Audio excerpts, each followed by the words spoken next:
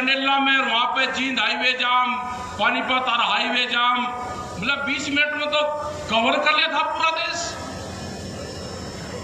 हरियाणा की महिलाएं, हरियाणा का नौजवान करेंगे एक सम्मेलन, नौजवानों का भी करेंगे। उसमें 50 साल से नीचे का रहेगा, 50 साल से ऊपर के एंट्री नहीं रहेगी उसमें। लेकिन भाई कुछ आपको वादे भी करने पड़ेंगे। हमने कहा ट्रैक्टर की बात कह दी कमेटी ने कि भाई ट्रैक्टर लेकर चलेंगे, उसकी स्पीड भी बताई थी भाई 15 से ज्यादा न चलियो। लेकिन आपने ट्रैक्टर तो वहां 3.5 ट्रैक्टर ले गए। अरे हमने तो 1 लाख ट्रैक्टर मजाक में ही तो कह दिया था, कोई 1 लाख ट्रैक्टर जाते हैं कहीं? मतलब पूरा पंजाब और पूरा हरियाणा 8 दिन तक दे ट्रैक्टर था। क्या करो थे भाई, कोई चीज कह रहे, अब हमको भी देखभाल के करनी पड़ेगी। लेकिन एक चीज है, ये ध्यान से सुन लेना, ये जो आपस में तालमेल है ना आपस का, ये बैठा कर रखना। सरकार इसको तोड़ने की कोशिश जरूर करेगी। और लड़ने वाली कौम अभी का हमको मिली हाथ लगी, या इसकी तलाश हमें भी बहुत दिन से थी। जो यह सरदार कौम है ना, यह बहुत भयंकर जत्थेबंदी और यह ठियेबंद की कौम है।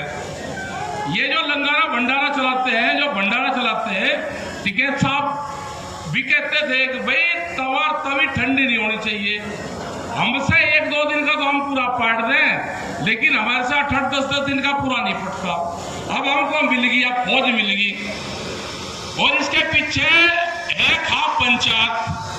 आपको छोड़ के नहीं जाने के, कोड़ी जैसी सरकार की भरक की, ऐसी सरदार की भरक की छोड़ नहीं दी। ये तालमेल 800 और 1000 किलोमीटर तक भी जाके हमले करेगा।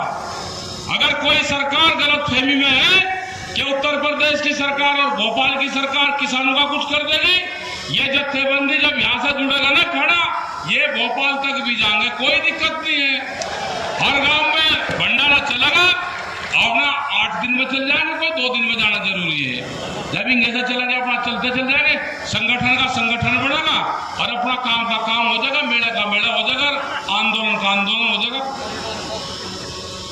मैं धन्यवाद देना चाहता हूं पंजाब के लोगों को, हरियाणा के लोगों को, उत्तर प्रदेश, राजस्थान, जो दिल्ली के 300 से 400 किलोमीटर के जो रेडिएशन में है, ये संगठन अगर हमारा मजबूत रहेगा तो पूरे देश के किसानों का भाग्य का फैसला ये लोग करेंगे। आसाम के लोग यहां नहीं आ सकते। आपको नहीं पता, कर्नाटक में जब हमारे ट्रैक्टर चले दिल्ली में, तो कर्नाटक के अंदर 10,000 ट्रैक्टर चले। छत्तीसगढ़, उड़ीसा, झारखंड, बिहार, सब जगह ट्रैक्टर निकले। हमने कहा कि अब के 4 लाख ट्रैक्टर का टारगेट था, अब के 40 लाख ट्रैक्टर का टारगेट होगा। हम निकलेंगे 40 के 40 लोग, पूरे देश में जाएंगे, 40 लोग जाएंगे पूरे देश में, गठबंधन के लोग जाएंगे पूरे देश में, और जो उस ट्रैक्टर शामिल होंगे उन मीटिंग में, उसकी संख्या 40 लाख होगी। 40 लाख जाएंगे। या तो सरकार बात कर ले, हमारी बात मान ले, हमारे गठबंधन से बात कर ले, एमएसपी पे कानून बना दे, 3 बिल वापसी ले ले और आगे कमेटी बना दे। काम तो बहुत है। किसान क्रेडिट कार्ड 300% का ब्याज देता है किसान, 300%। 1 लाख रुपए पे एक रात के 10,000 रुपया देता है। कौन सा बैंक है? कौन सी फैक्ट्री चल रही है? कौन सी गुंडागर्दी है सरकारों की? दिल्ली की चमकीली कोठरियों में बैठ के किसान के भाग्य का फैसला नहीं होगा। किसान के भाग्य का फैसला होगा किसान के खेत में होगा। ये तो अगर लगाम थामी है तो किसानों ने थामी, किसानों ने नहीं तो और तो कोई आया ही नहीं सामने। सब बिकते चले गए, टेलीफोन विभाग बिक गया, कई लाख कर्मचारी खत्म हो गए।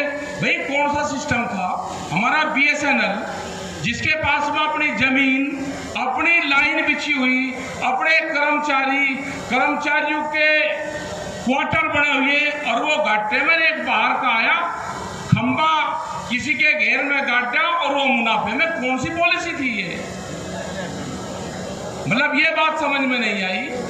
हमारे दुकानदार कल आए थे दुकानदार मंडी वाले मुजफ्फरनगर मेरठ और वहां से, उन्होंने कहा जी वोट तो इसको दे दी थी, हमारी जान बचा, तो हम तो गए।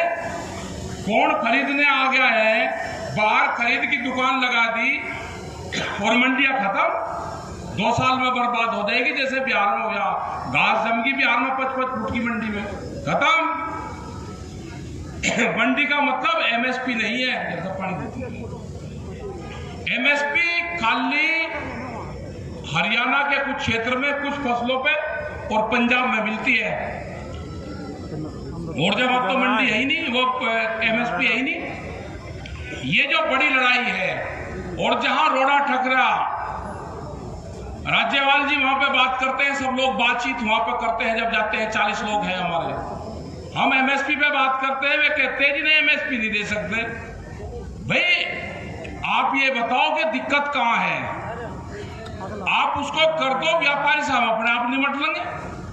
अगर आपको व्यापारी का हित चाहिए तो उसका डिफरेंस दे दो आप हमको। यहां पे एक बार 4 सौ रुपए बाजरे पे दिया हरियाणा में, लेकिन बिहार और आसाम का जो किसान है, जो पहाड़ पे रह के खेती करता है, जो धान की खेती करता है, उसको तो एमएसपी का पता ही नहीं कुछ भी।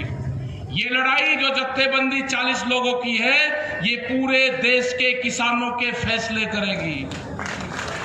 भारत सरकार से पूरे फैसले ये करेगी। इसमें छोड़ना पड़ेगा कि झंडा किसका है, बैनर किसका है, ये पूर्ण रूप से छोड़ के ये किसान का झंडा, किसान का बैनर है, इस पर लड़ाई लड़नी पड़ेगी हमको। हमें पूरे देश का विश्वास, जो पूरे देश के किसानों ने विश्वास करा है, और आंदोलन को किस गर्दिश में सरकार ले गई थी, क्या कर रहे कि एक धार्मिक झंडा लाल किले के ऊपर लगवा के और पूरा देश ही बर्बाद कर दिया।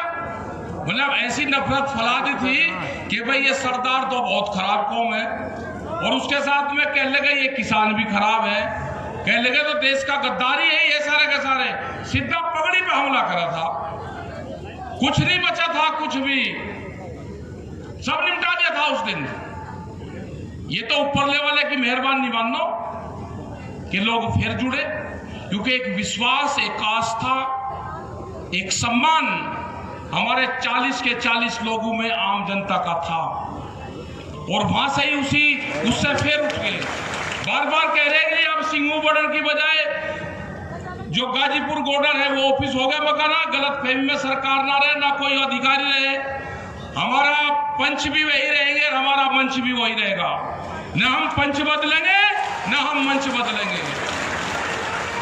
ज्यादा दिमाग सरकार खराब न करे। अभी इस जवान और किसान ने ये कहा है कि बिल वापसी कर लो, अभी गद्दी वापसी का नारा नहीं लगाया हमने नहीं लगाया अभी गद्दी वापसी का। सरकार आप ही बनाओ, आप ही चलो, जो करना है करो, आप हमारे काम करते रहो। हम जो भी सरकारें आएंगी, वो किसी भी पार्टी की सरकार स्टेट में हो या सेंटर में हो, हम उसी सरकार से बात करते हैं पॉलिसी पे।